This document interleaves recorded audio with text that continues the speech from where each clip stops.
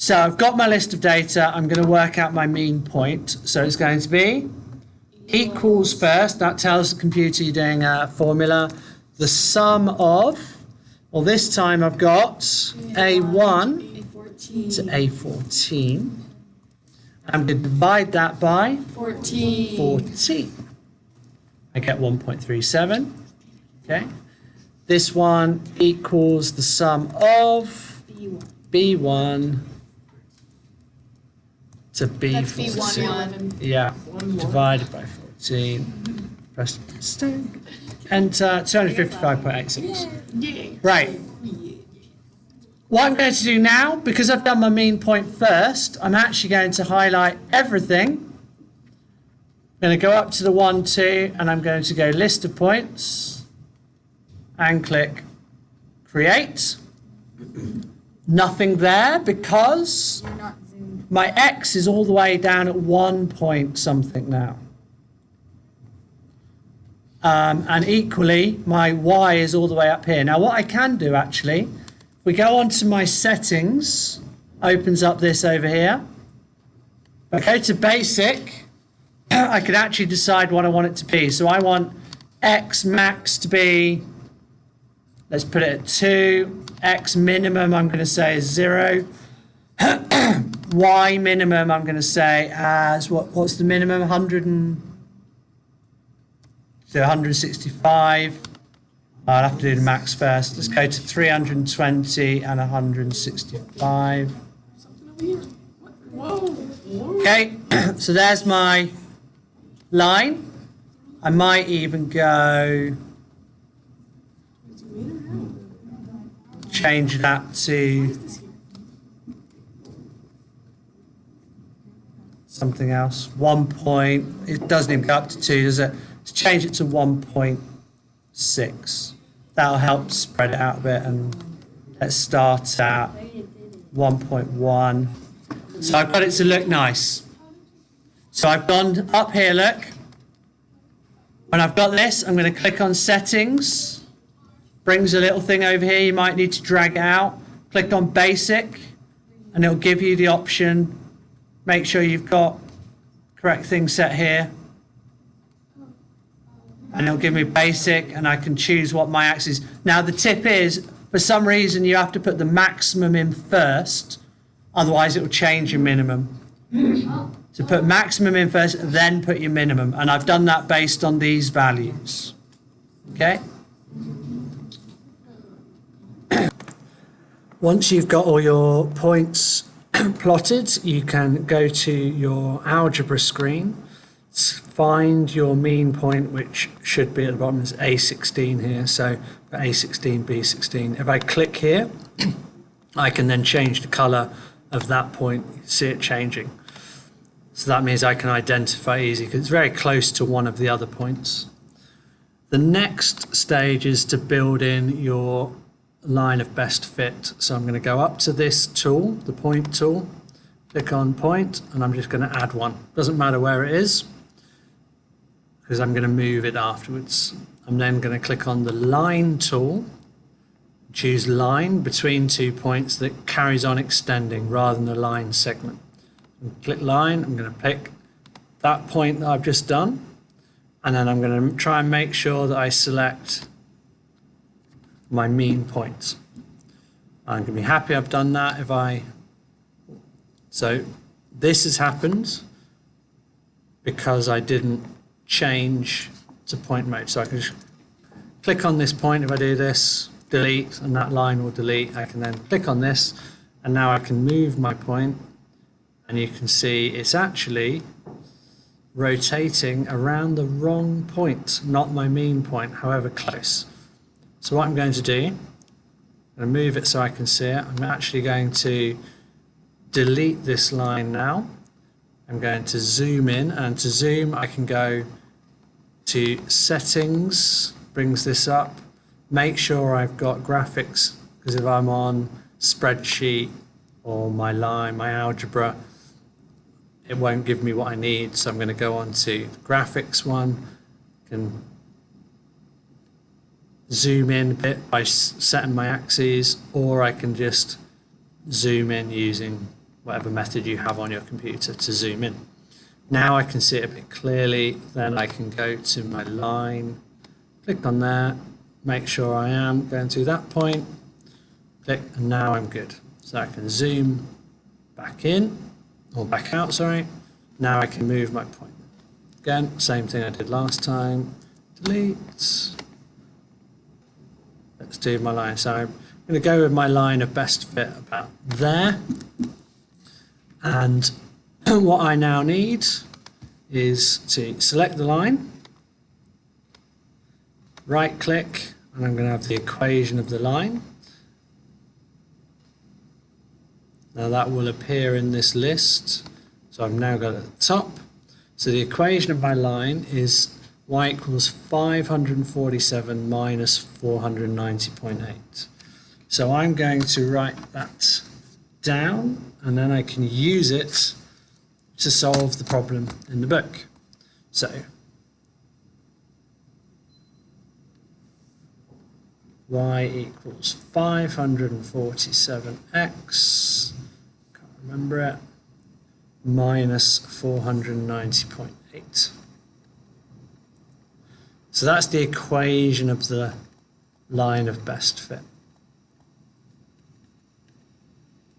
And I'm going to use that for my prediction purposes. So the next question in the book says, comment on the correlation between the height and weight of these zebras. So you can see that I have a positive, quite strong correlation. The reason why I want my equation is because it says, use the line of best fit to predict the weight of an adult mountain zebra with a height of 1.38 meters. Okay, so I want to know the weight, which is the y variable, when the height,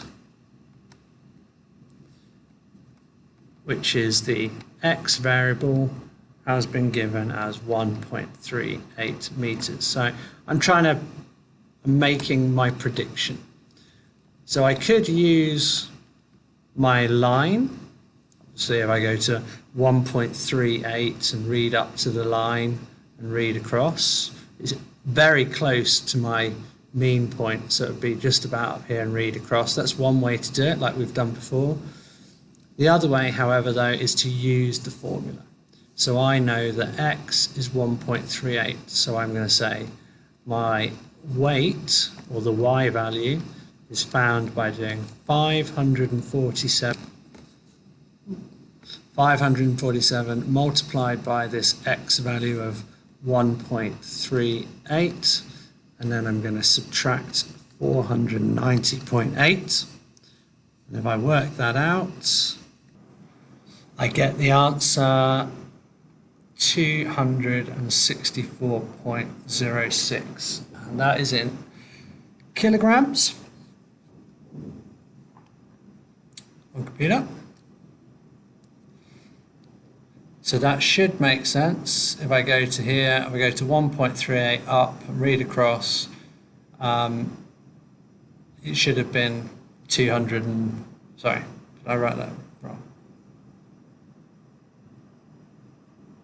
Yeah, 264. So I go across 264, it's about right, okay?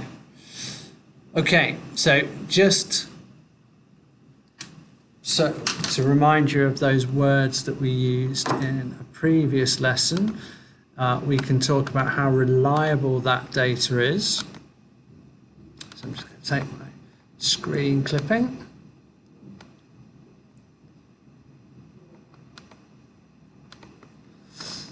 And let's look at that.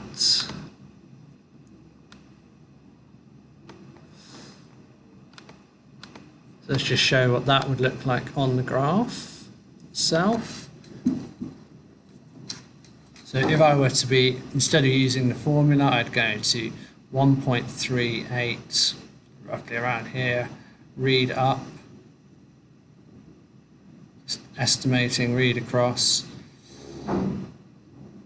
So you can see, well, whatever value that would be reading it. So see the the accuracy that we've got, 264 kilograms, that would be my prediction. Now, remember we talked about the reliability. So we've got a strong correlation. So that means we could have a reliable prediction here. What we've also done, if you remember, if we go to the maximum that we could use and the minimum value we could use, we are in this region where we can say we are interpolating rather than extrapolating. Okay, which is here, and here would be the extrapolation. So this is from within the data set. So that prediction could be okay. Because if we were to consider what would happen if I were to try and predict further up, okay, well, we're talking about heights and weights of zebra. So what's likely to happen? Are we just going to keep going up in this way, or is there going to be a limit? So we would say if I was going to try and extrapolate, it probably wouldn't be reliable, because would we go up there? And down this end, well, look what happens if we've got a zebra that's tiny, it's negative weight. So obviously this isn't going to work in this region. So what's the minimum anyway we could use it for? So what's the smallest height a zebra could be? Okay. So to recap from a completely blank screen, right? First of all, I'm going to enter my data in. I've already done it once. I just copy and paste, but you're going to have to type this in. I need to know my mean point, so I'm going to do equals sum, and then this time it's A1 to A14 and divided by 14. That's my mean height. Again, equals sum B1 to B14 divided by 14. It's my mean weight. I want the points, so I'm going to highlight it all. Go to this tool up here, list of points. It's got them all. Just check and give it a name if I want, but I'm not going to worry about that at the moment. Click create. I can't see anything because my axes are set wrong. So what I can do is I can go to settings, that opens up here, make sure I'm on this, and drag that out and just check. So my max needs to be done first. For whatever reason, I'm going to go, what's the maximum X? Let's go for about 1.56. The minimum I'm going to have at 1.1. My Y max is 356. So let's go to 360, and minimum, let's start seeing it. Let's go for 160. Okay, so actually there's my grids. Actually looks like I can spread this out a little bit more. So I'm going to go for 1.6 and 1.15. 1.15. Enter. That spreads out nicely. It makes it look nice. I can zoom in a little bit using my touchpad to make it look good. I want to identify my mean. I'm going to close my settings. Drag this over. Identify my mean points. I'm going to go down here. The mean is the last one here. I'm going to click on the box, change the color so I can identify it. I want to do my line of best fit, so I'm going to click a point, add a point, click line, choose that, and try and make sure I get it through there. That's good. Change move. There you go. Set my line however I want it to be. I need the equation of the line, which actually is already here, but I want it in a different way, how I recognize it. So left click, right click, have it in y equals mx plus c. So see how my line's changed. Change the formula by changing this point. Now I use my formula. Just little notes, if things disappear on you, if your graph disappears or this algebra screen disappears, you can't drag it back out. If you go on this here, these are the things that you need. So this is a spreadsheet. So if you haven't got it open, it will say spreadsheet. This is your graphics. So instead of graphics 2, it will say graphics. So you click graphics and it'll bring the graph screen up. And this is your algebra table. So again, you'll see if this isn't open, you'll see algebra. So if they ever disappear, click on this. If you want to change the settings for anything, click on it, click on settings, it opens this up, drag it out, you can change what things look like. This is for the graphics page, if I want to change how the spreadsheet looks like, or if I want to change how the algebra looks like. Okay, for any reason in the future, I choose the right one. Okay, so hopefully you will be able to reproduce any of that.